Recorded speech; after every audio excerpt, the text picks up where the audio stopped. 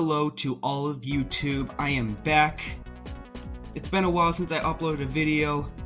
I got out of college recently for the summer and just decided to take a break from videos for a while, but I am back today with another video. You already know what's up. And I just got done watching the Nintendo Direct by the time of this video. Somewhere, but new Mario games coming out, guys. Make sure you watch Nintendo Direct, June 21st, 2023. There's some unbelievable games about to come out. Like, a couple new Mario games that I might just have to get. I don't know, we'll see. But definitely looked interesting. Metal Gear Collection by Konami. Might get into that, who knows. Never played Metal Gear, but we'll see. Just go check it out. It was really good. I even put a comment on there on the live chat, so. And also, hope this video comes out better quality because I got a new phone yesterday. That's why I also hesitated to make videos for a while, because my phone was getting really shot and I was just tired of the low camera quality. So this is being recorded on a Samsung A24 5G. This is a Galaxy. Pretty good so far. It actually functions. My phone was able to turn on before, but just decided to be really laggy and kind of self-destruct like all phones do nowadays. But hopefully this one lasts a while. We'll see. But the time has come to do another collection update. I have a ton of videos coming up, so make sure you stay tuned. Let's just get right into it. After I'm done clearing my throat there, so.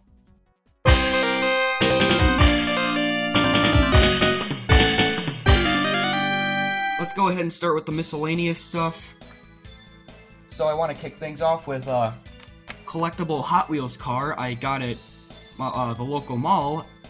This is a 2000s collector edition Tide race car. It's got a bunch of Tide stuff on it. This is unopened. Even got a little promo on the back with a bunch of Carnival stuff. Pretty neat. Figure, you know, this is a really cool looking vehicle. I like the cover art here. I still have a Hot Wheels collection from when I was a kid. Figure this one's unopened. It will make a cool display piece in my room, so it's really nice. I also got this back in January. I got this Retro Gamer magazine at my local Micro Center. It features the Commodore 64, its famous keyboard, and a bunch of other obscure computer games, which look really cool. Haven't really read it a whole lot, just figured this would be, you know, since all my other gaming magazines got thrown out, just figured I'd get one to fill the void. And in here are all the games. Yeah, and here are all the games I'm going to review or briefly talk about, so let's see what kind of treasures we got in here.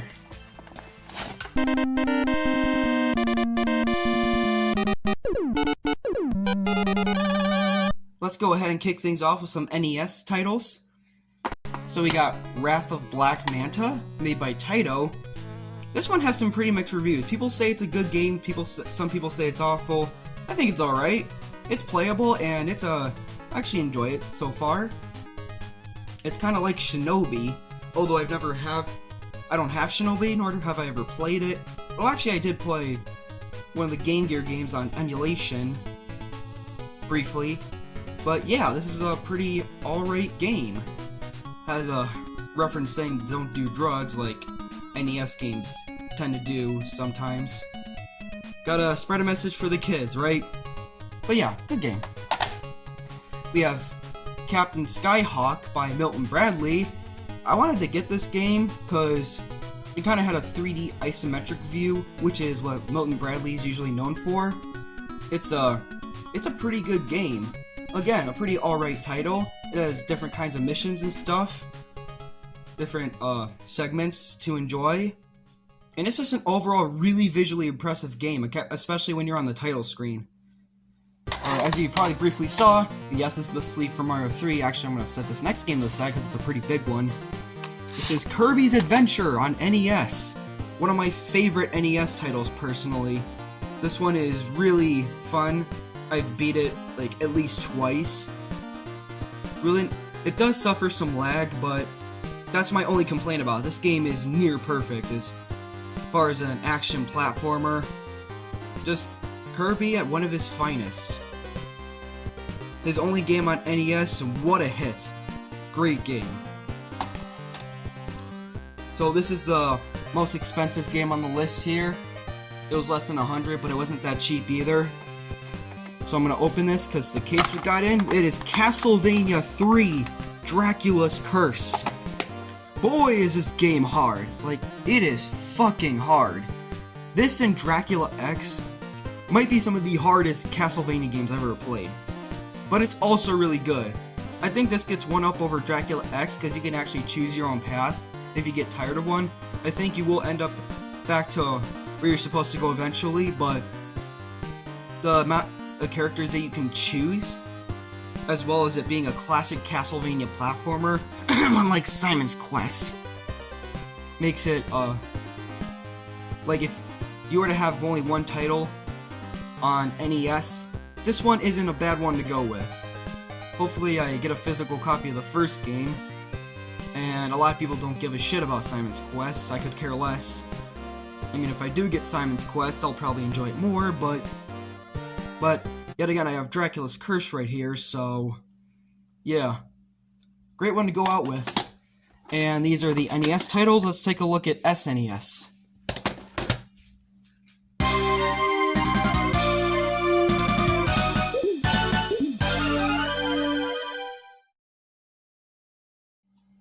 For Super NES titles, not a whole lot like usual, but here are the games.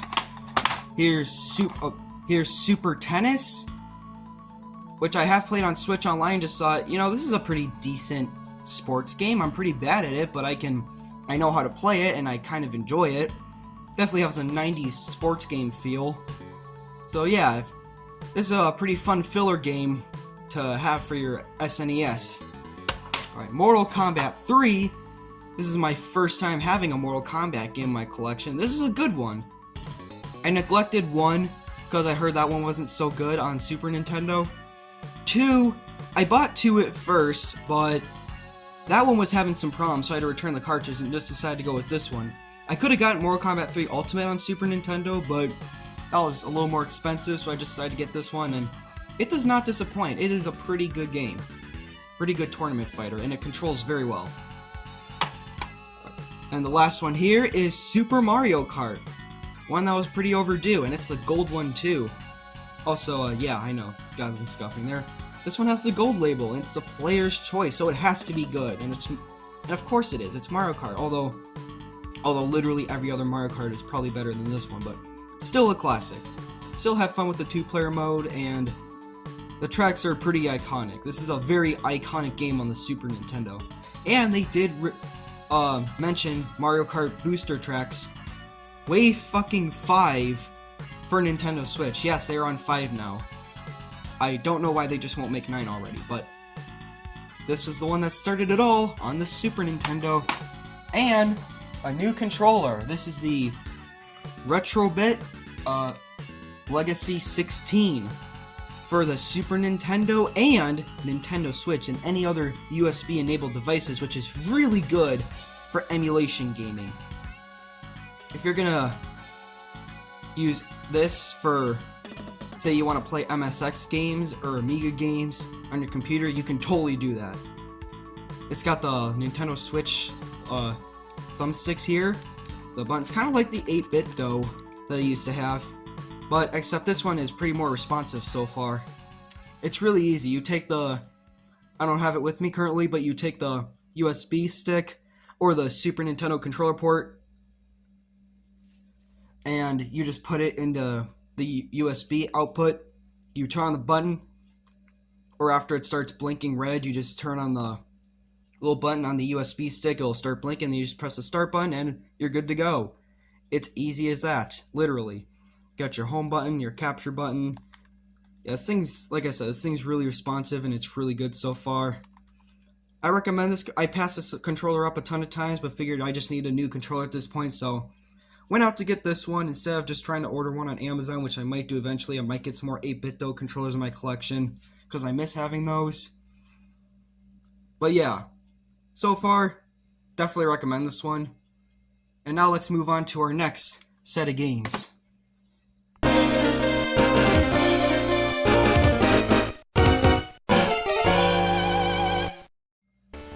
Remember last time where I had a ton of Game Boy games? Like, a ton of them. I have a whopping 1 Game Boy game this time, I'm not kidding. I mean, I have more Game Boy Color than I do Game Boy Advance as well. I also have only 1 Game Boy Advance cartridge. I had to limit myself a bit, because this was a pretty expensive semester, so I got Yoshi's Cookie, which was only, I think it was only $11 or something. Pretty good puzzle game so far. It's got Yoshi. I like the cartridge art here. I was pretty confused on what to do at first because cookies were coming from the top and side. And I saw, oh, you just gotta mash 4 in a row or something. Yeah, it's made by the same company, Bulletproof Software, who did Tetris for the Nintendo Game Boy. So that's enough proof that it's a good game, and you should totally get it. Alright, for Game Boy Color, I have a black cartridge right here, which can also be played on the Game Boy, technically making it also 2 Game Boy games, if that's how you want to count it. I have Game & Watch Gallery 3, which came on Game Boy Switch Online, which is just a collection of mini games from the Game & Watch series with Mario characters. I think I like Donkey Kong Country the most. Or no. Donkey Kong Jr. That one actually feels like a port of Donkey Kong Jr. I'm actually kind of impressed. But you gotta be playing the newer version to make it, or newer, to have it feel more like you're actually playing Donkey Kong Jr. So I think that's the best part of this game. Here's Army Man Air Combat. I like the sticker on here. Definitely makes it looks like it sold at Blockbuster or something. I wonder if this game actually came on the 3DO. Either that's the company name, or it came on the Panasonic 3DO in the 90s. Has a little bit of wear and tear here, but otherwise than that, the cartridge looks nice. Pretty neat shooter. This is actually based on the toy line of Army Men, which I don't normally collect games like that, but figure I'd give this one a try. Just a nice little shooter on the Game Boy Color. Just something nice and cheap to have in my collection. It's a little tacky at first, the controls are a bit tacky, but I mean, you get used to them once you cling onto it, you'll get used to it. But for Game Boy Advance, this is my only one I have so far, as far as physical copy, and it's probably the most interesting one I have yet, because this one's actually a homebrew game, but it's also a game released by Nintendo. This is Mother 3 on Game Boy Advance. Now, I've talked about counterfeit games on my channel before. This one, I know what people are going to be in the comments saying, why didn't you get this from the official website? Well, now I know, but let me give an example why this one's counterfeit. Notice that the label is a bit different from a standard Game Boy Advance game on the top, if my camera can focus. Yeah, although it does say Nintendo on the bottom, and it does have a code, there's also, well, hold on, is there an indent? Oh, there is an indent. But don't let that fool you, because the label is basically all you need here. And on the back, if you know, you know, there is, yeah, that also looks pretty fake. Usually there's something with the eye on the back here. Man, brand new phone, it will not focus.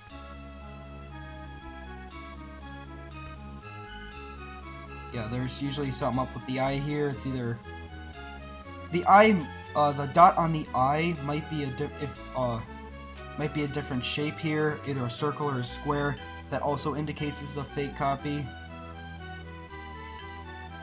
But another couple things to notify you that this game is counterfeit. One, Mother 3 was an Japan only release, and number 2, it costs more than what I paid for this. So yeah, interesting game. I'm definitely keeping it still, because number 1, I think I'll get trouble for selling it back, because then I would be selling a counterfeit copy. Number 2, it's Mother 3, so, and it's a fan translation. So even if I want to get the Japanese version, I can't really read Japanese, so still a keep in my collection, no less. Alright, on the PlayStation.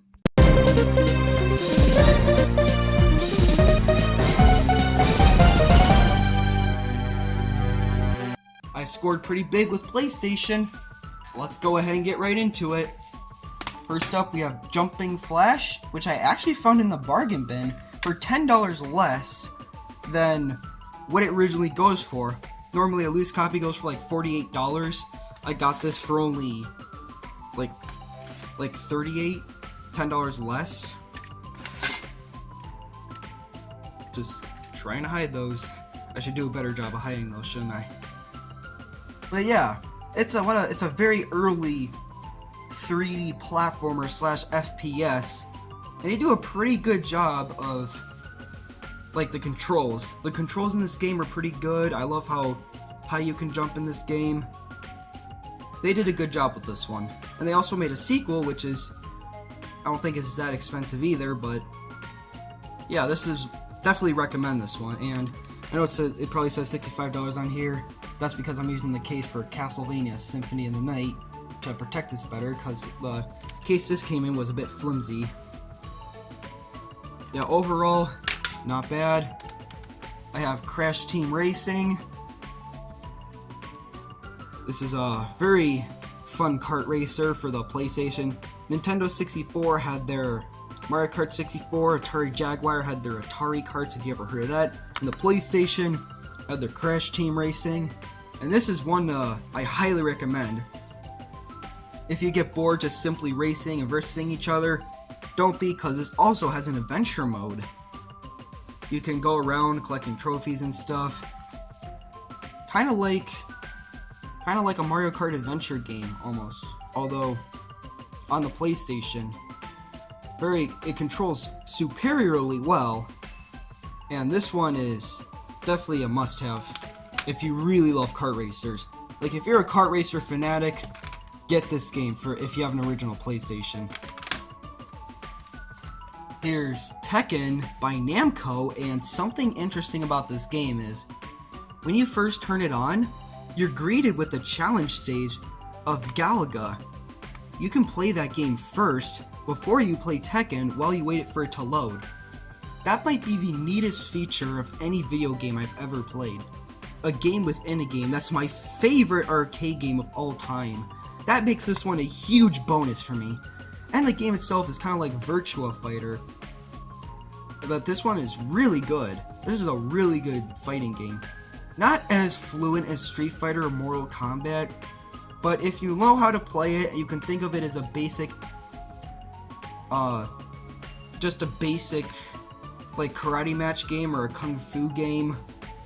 It's really good. And I've beaten this one. You just gotta get used to the controls and dedicate yourself a bit, but it's in the technique.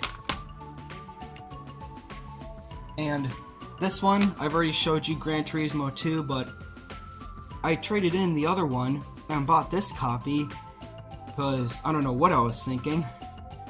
And this one actually comes with a manual. So I figure I just do this one as a bonus. This is one of the manuals that came inside the case. My other copy did not have a manual, but the other one did have colored CDs. I don't know why the CDs aren't in color here. But yeah, just figured I'd show you the manuals this game comes. Oh, and you get a join free PlayStation Underground, which is kind of a rewards program, I think. Oh, exclusive info on PlayStation 2. Ooh, I wonder when that will come out. But yeah, oh, and you also get, here's a reference manual. It's kind of fun to have manuals. PlayStation games are the most common in my collection to have manuals, because they're always in box. Like, these are the boxes they come in, because these are CDs, so the titles on the game are often going to be the manuals. So you can just, like for Tekken, for example, like you could just take this out. That's really easy. And there's a manual. Oh, and, oh, what's this?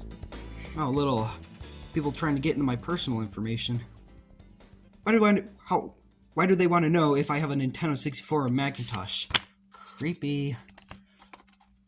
Mind your own business, PlayStation. Come on. But yeah. Nice selection of PlayStation games here. Alright. Next announcement, and grab on tight, because we have a new console in my collection.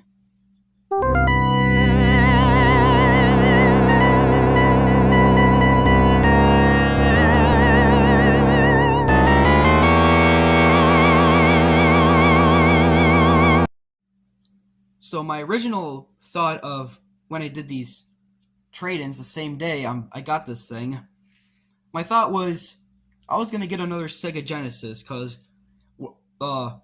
yeah, I actually had a Sega Genesis in my collection one time. I made a video unboxing this clone console that was a Sega Genesis and NES, and it had a scene showing a Sega Genesis I bought for my collection, but that never came into fruition. That was a canceled video. That Sega Genesis I had was, well, actually, last collection update, I showed you that Gen X console, I think. Yeah, but I stopped collecting Sega Genesis and just decided to sell it for now. Because the original one I got was $45, and that was way better, and that's the one I sold to get my NES. But this one, I think this might be more interesting to me than the Genesis, because it's a more obscure console, and it's also from Sega. So let me just put this down, and if for those of you who saw the short, you know. Ready?